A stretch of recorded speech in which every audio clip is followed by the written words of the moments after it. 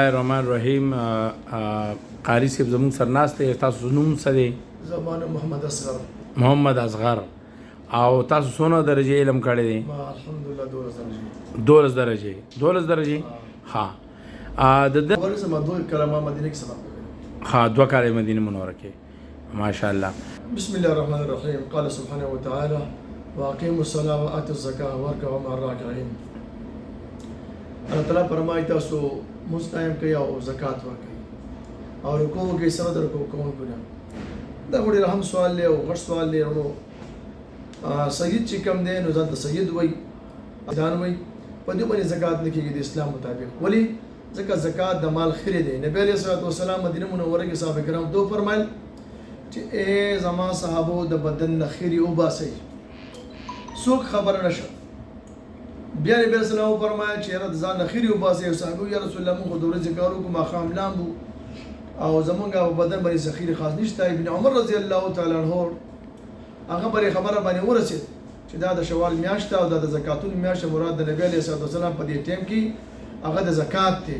راغی په وخت کې د الله پیغمبر ته وفرمایل چې د الله پیغمبر د دین مراد زکات دی. د الله پیغمبر ولګید خپل پټکي مبارک ورپسر کو چې یقینا د دې خبرې جواب زما مراد ته او په هغه پټکي باندې بیا عثمان رضی الله عنه بولی وکړو په 50,000 دینار باندې هغه پټکي واغستو خو نه ورکو.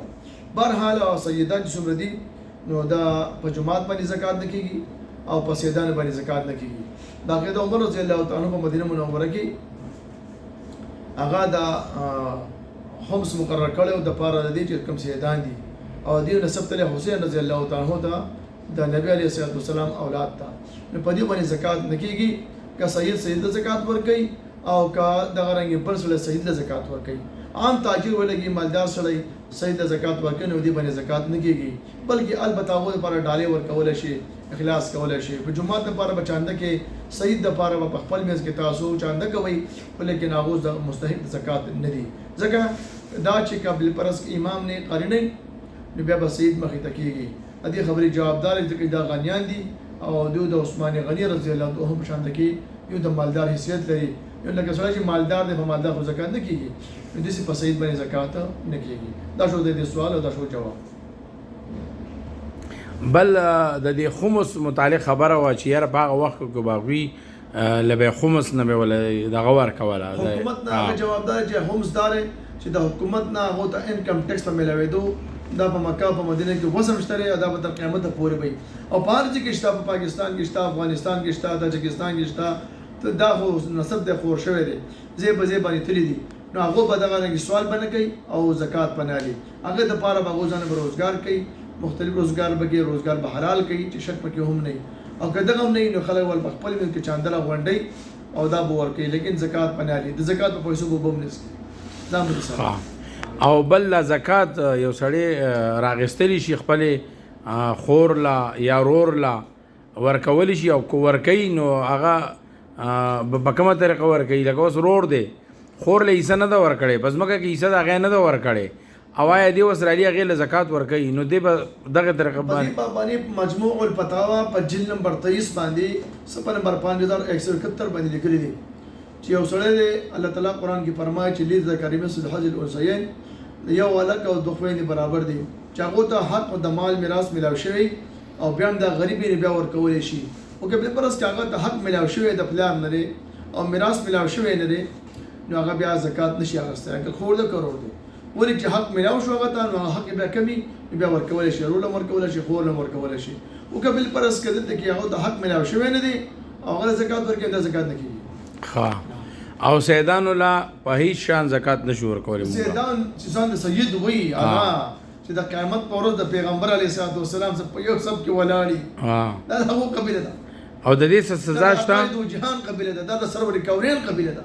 په قیامت په دغه سره ودرېږي چې زکات یې اغستې نو په قیامت نبی رسول الله فرمایي چې څوک ورکوي او که څوک اخلي دوانه به سبب وخني دا وه بس نه دا سیدان به زما په خوا کې نه ودرېږي.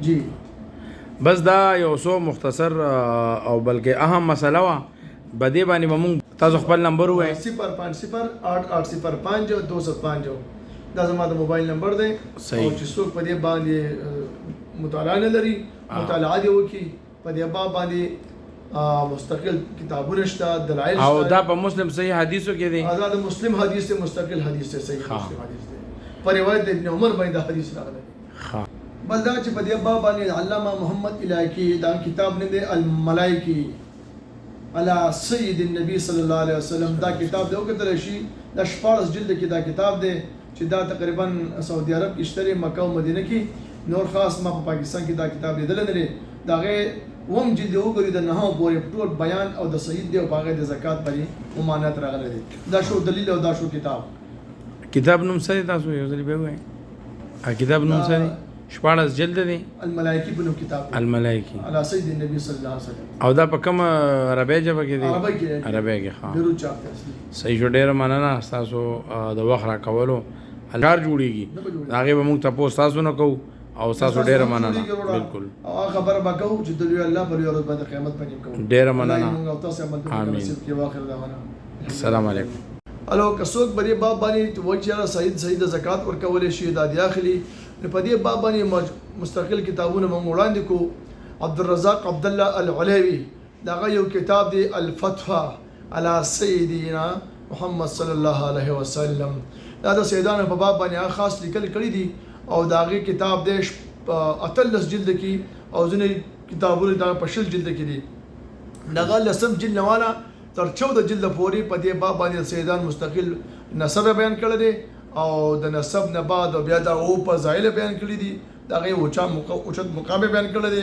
بیا په اخر کې ویل چې ګډیو په زکات نه اخلي نه به څوک ورکه او نه به تی اخلي دنه علاوه یو بل کتاب دی چې عبدالرحمن محمد الغلیمی دا غيو کتاب دا غرم دی ادویش په نوم باندې کتاب دی دا یو کتل شي دا په 3 جلد کې دی او خو دې 3 جلد کې د کتاب هم حواله دی بل کتاب نه نقل کړی دا دنه علاوه بل کتاب چې دینو عبدالکریم عبد الله محمد الخزیری دا یو کتاب دی الفتوى على سيدنا محمد صلی الله علیه وسلم دا کتاب دی او کتل شي او دا کتاب په 23 جلد کې دی نو هغه دا خبره کړې په جلد نمبر 14 نواله د رسول پوری هغه دا و چې سیدان ډېر شت مقام لري عزت لري مرتبه لري د پیغمبر قبیله ده د پیغمبر نسب ده د پیغمبر اولاد ده چې نسبت د سیدان وي دوی به زکات نه اخلي او چې چاته پته ولګي دوی به زکات نه ورکړي دا یو کتابونه دي په دې باب کې هر عالم کو ګوري ځان دې وګوري چې مزید مطالعه کې شوق پیدا شي